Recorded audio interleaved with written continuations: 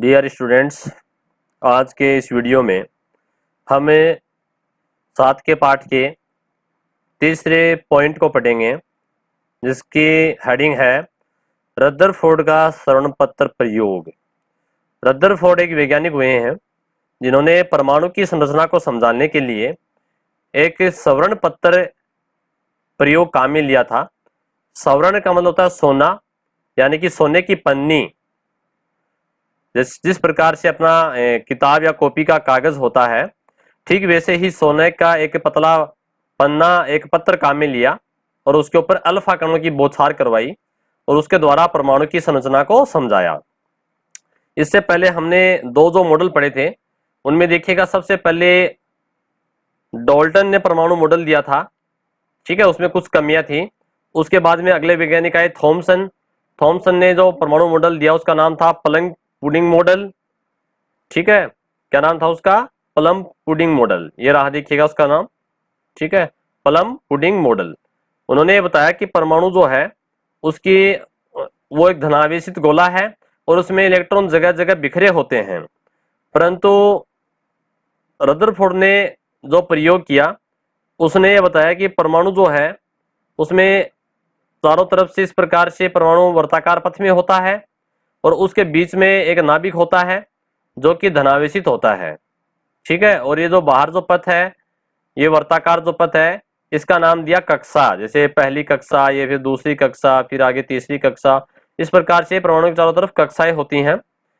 ठीक है, तो रदरफोर्ड ने परमाणु के अंदर जो नाभिक है उस नाभिक की खोज की थी रदरफोर्ड ने। ठीक है, और नाभिक में होते हैं प्रोटॉन और न्यूट्रॉन, और बाहर कक्षा में क्या होते हैं? इलेक्ट्रॉन। ठीक है, तो कहने का मतलब यह है कि रदरफोर्ड जो वैज्ञानिक हैं, इन्होंने परमाणु का जो मॉडल है, परमाणु के बारे में बताया। परमाणु के अंदर किसकी खोज की? नाभिक की खोज की। और कौन से प्रयोग से खोज की? सवर्ण पत्र प्रयोग के द्वारा खोज की। ठीक है, तो देखते हैं अपने इन्होंने किस प्रकार से क्या क्या अपनी किताब में जो बातें लिखी हुई हैं उनको समझेंगे। पूरा नाम है अर्नेस्ट रदरफोर्ड, तो आप रदरफोर्ड ही नाम याद रखिएगा।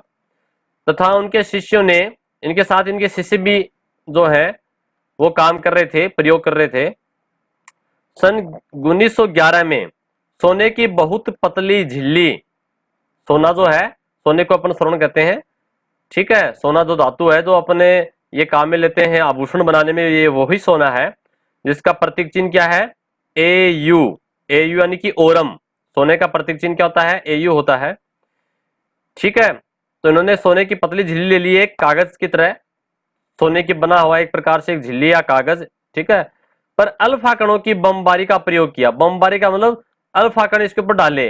ठीक है, जिस प्रकार से अपने आर्मी के जो जवान है वो ऊपर से बमबारी करते हैं, ठीक है, हवाई जहाज से बम दागते हैं, नीचे की तरफ बम फेंकते हैं, ठीक वैसे ही बहुत अधिक संख्या में अल्फा कणों की एक प्रकार से बमबारी करवाई।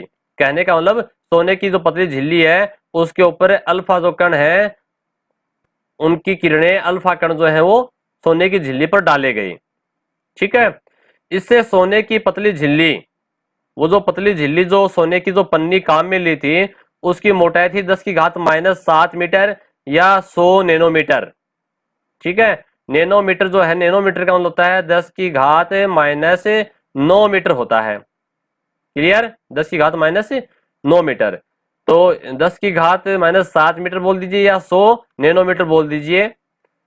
पर उच्च ऊर्जा वाले अल्फा कणों, ये जो अल्फा कण है ये अधिक ऊर्जा वाले हैं। ठीक है, इनकी ऊर्जा बहुत ज्यादा होती है। और ये अल्फा कण है क्या वास्तव में? ये हीलियम के नाभिक, जो हीलियम जो परमाणु है, जो कि अपने परमाणु क्रमांक 2 नंबर पे आता है। 1 नंबर पे क्या आता है? हाइड्रोजन, और 2 नंबर पे आता है हीलियम। ठीक है, 2 नंबर पे क्या होता है? 2 ही इसके पास प्रोटॉन है और 2 ही इसके पास इलेक्ट्रॉन होते हैं। ठीक है, प्रोटॉन और इलेक्ट्रॉन जो है, हीलियम जो है 2 नंबर पे आता है, 2 प्रोटॉन है इसके पास और 2 इलेक्ट्रॉन है इसके पास। तो जो भी परमाणु का क्रमांक है, क्रम संख्या है, वो उसके प्रोटॉन की संख्या के आधार पर रखा गया है। 2 प्रोटॉन है तो इसका मतलब 2 नंबर पे आएगा। तो ये वो हीलियम है। हीलियम एक प्रकार से गैस होती है, अक्रिय गैस होती है, निष्क्रिय गैस होती है, जो किसी के साथ भी अभिक्रिया नहीं करती है। ठीक है, इसे उत्कर्ष गैस भी कहते हैं और ये बहुत ही हल्की गैस होती है। तो ये अल्फा जो कण है ये वास्तव में क्या है, हीलियम के नाभिक जो है, हीलियम के नाभिक का मतलब प्रोटॉन और न्यूट्रॉन। नाभिक में क्या होते हैं, जैसे परमाणु है, परमाणु के बीच में नाभिक है, नाभिक में क्या है, प्रोटॉन और न्यूट्रॉन। ठीक है, तो इनकी बमबारी करवाई थी वास्तव में। तो झिल्ली के चारों तरफ, अब देखिए यहाँ एक डायग्राम आपको दिखाई दे रहा होगा, मैं आपको ले चलता हूं इधर।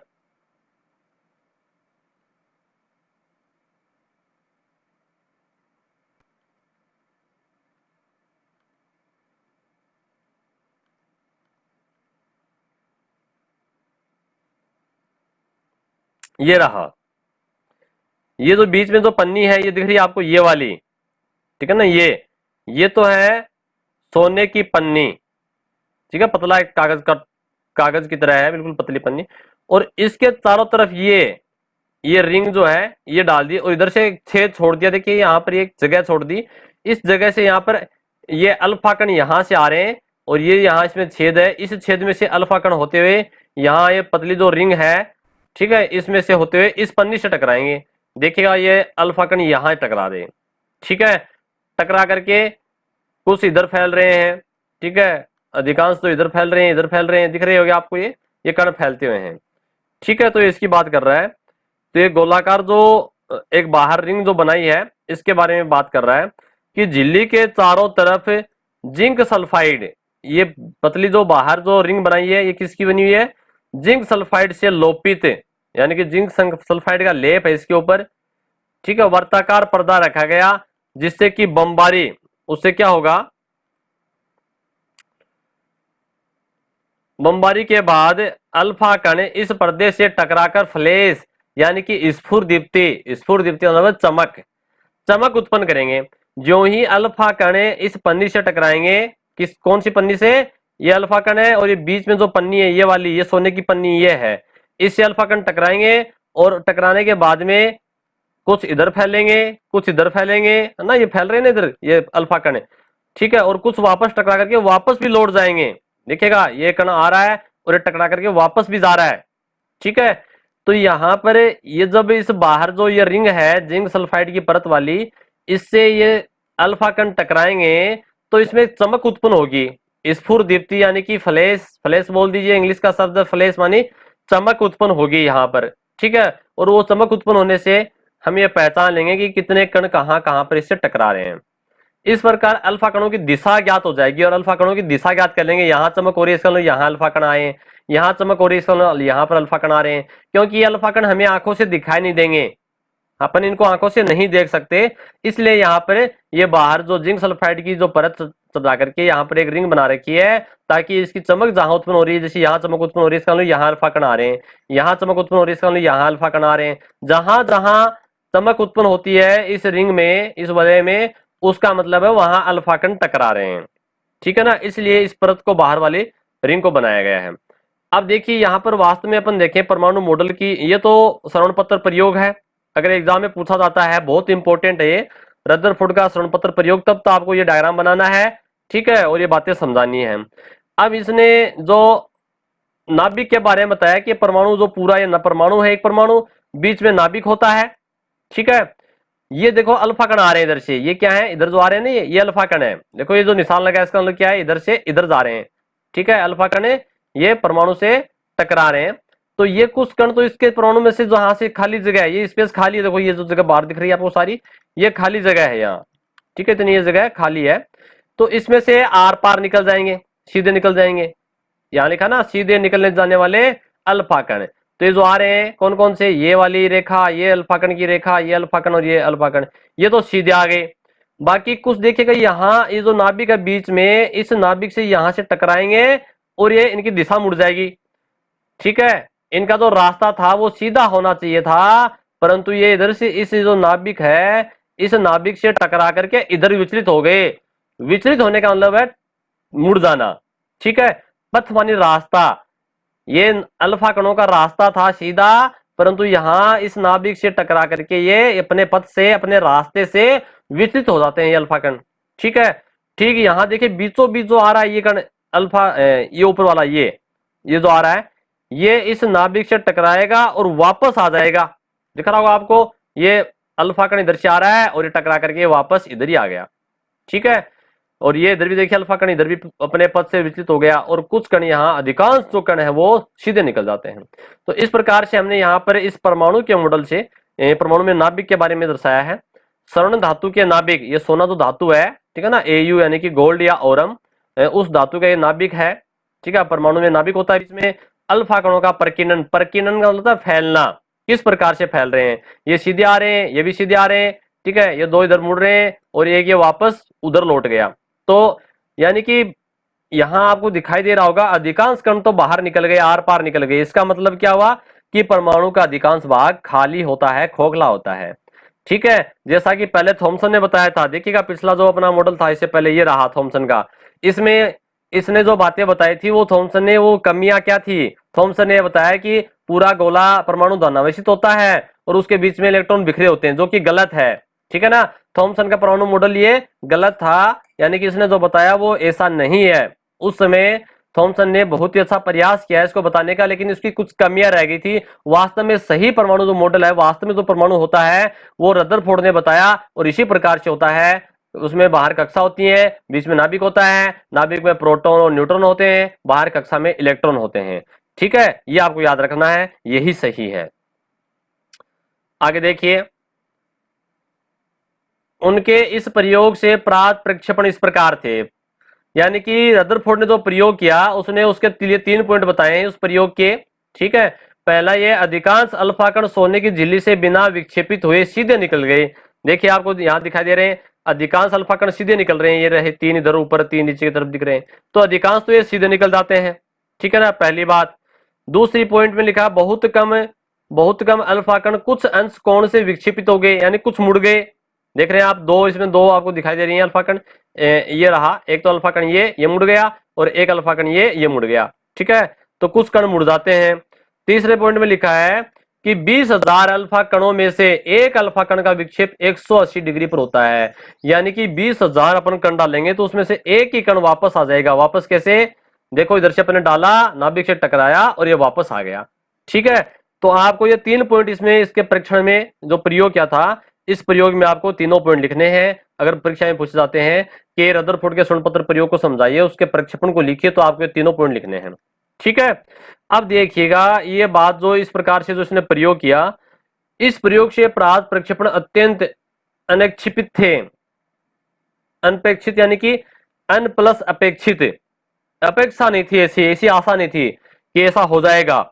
स्वयं रदरफोर्ड ने इन शब्दों में यह परिणाम, शब्दों में क्या कहा था, यह परिणाम उतना ही अविश्वसनीय था, यानी कि विश्वास नहीं हो रहा था किसी को, खुद रदरफोर्ड को भी विश्वास नहीं हो रहा था कि ऐसा हो जाएगा, अधिकांश कण बाहर निकल जाएंगे आर पार और एक कण टकरा के वापस आएगा, ठीक है।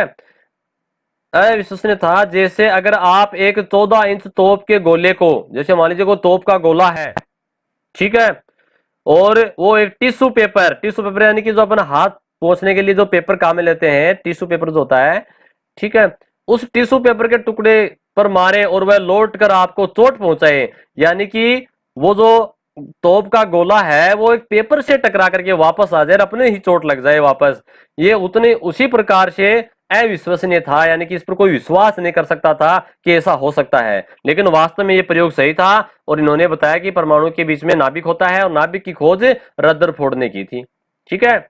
आगे लिखा है, इन प्रक्षेपणों के आधार पर रदरफोर्ड ने निम्नलिखित निष्कर्ष निकाले। अब निष्कर्ष पढ़ेंगे, 3 निष्कर्ष दिए इन्होंने, ठीक है। निष्कर्ष, क्या निष्कर्ष थे, पहला था परमाणु का अधिकांश भाग खोखला होता है। भाई खोखला है तभी तो वो अल्फा कण आर पार निकल गए थे परमाणु के अंदर से ना, या आर पार निकल रहे थे ऐसे। आवेशहीन होता है, यानी कि कोई आवेश नहीं है, ठीक है। क्यों नहीं है, क्योंकि देखिएगा पहले जो थॉमसन ने मॉडल दिया था उसने बताया था कि बीच में आवेश इलेक्ट्रॉन नाभिक जो है, नाभिक के बारे में नहीं बताया था। थॉमसन ने बताया कि इसके बीचों बीच यहाँ पर बहुत सारे इलेक्ट्रॉन होते हैं, ठीक है, जो कि गलत है। और अब रदरफोर्ड ने क्या बताया कि परमाणु का अधिकांश भाग क्या होता है, खाली होता है। देखिए खाली भाग इधर से बीच में सिर्फ नाभिक होता है, ठीक है। इसलिए अल्फा कण सीधे निकल जाते हैं, इसीलिए अधिकांश अल्फा कण सीधे निकल गए। दूसरे पॉइंट में बताया है कि कुछ अल्फा कण विक्षेपित हो गए, कुछ विक्षेपित हो रहे ना, यानी कि अपनी दिशा से मुड़ गए। दिख रहा होगा आपको, ये मुड़ रहा है और ये अल्फा कण इधर से आया मुड़ गया। क्यों मुड़ा, ये नाभिक से टकरा करके, ठीक है, बीच में नाभिक है ना, उससे टक्कर होगी, टकरा करके वो मुड़ जाएगा। इसलिए निश्चित है कि उन पर प्रबल प्रतिकर्षण बल लगा है। देखो आकर्षण बल होगा तब तो अपनी तरफ खींच लेंगे, और प्रतिकर्षण बल लगा इसलिए उसने दूर फेंक दिया। जैसे अल्फा कण आ रहा है और ये नाभिक है और इससे टकराएगा, टकरा करके इससे दूर चला जाएगा, ठीक है ना। अतः समस्त धनावेश परमाणु के अंदर एक जगह केंद्रित होता है, यानी कि धनावेश जो होता है परमाणु के बीच में होता है। कहा होता है? नाभिक में होता है, परमाणु के बीच में होता है धनावेश प्लस आवेश, है ना, ये बीच में एक जगह केंद्र में होता है, ठीक है।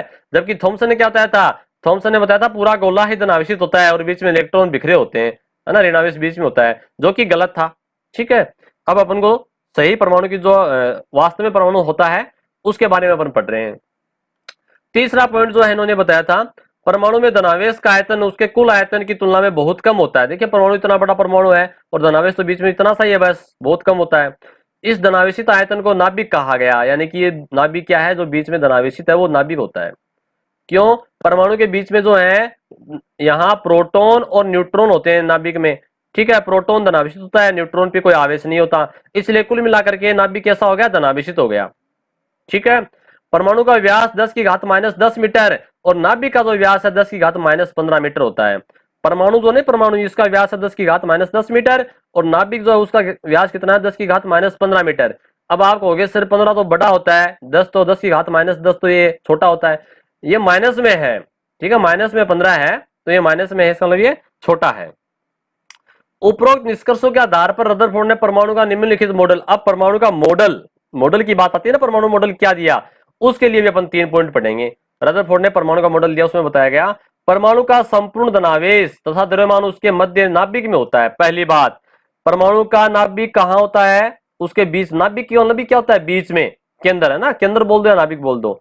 तो परमाणु जो है उसका पूरा धनावेश कहां होता है? नाभिक में, और उसका द्रव्यमान भी कहां होता है? नाभिक में। क्योंकि द्रव्यमान किसे कहते हैं? सुनिए ध्यान से, परमाणु के नाभिक में जो प्रोटॉन और न्यूट्रॉन जो है उनकी संख्या को जोड़ दिया जाए तो उसे ही द्रव्यमान या द्रव्यमान संख्या कहते हैं। आपने 9th क्लास में पढ़ा होगा, द्रव्यमान या द्रव्यमान संख्या किसे कहते हैं? प्रोटॉन प्लस न्यूट्रॉन की संख्या का योग। तो ये कहां होते हैं? नाभिक में होते हैं। प्रोटॉन न्यूट्रॉन कहां होते हैं? नाभिक में होते हैं। तो पहला पॉइंट ये बता रहा है। दूसरा पॉइंट है, परमाणु का अधिकांश भाग रिक्त होता है। देखिए अधिकांश भाग, ये खोखला है, ये भाग इधर से ना, ये दिख रहा है आपको, ये भाग, ये पूरा खोखला है।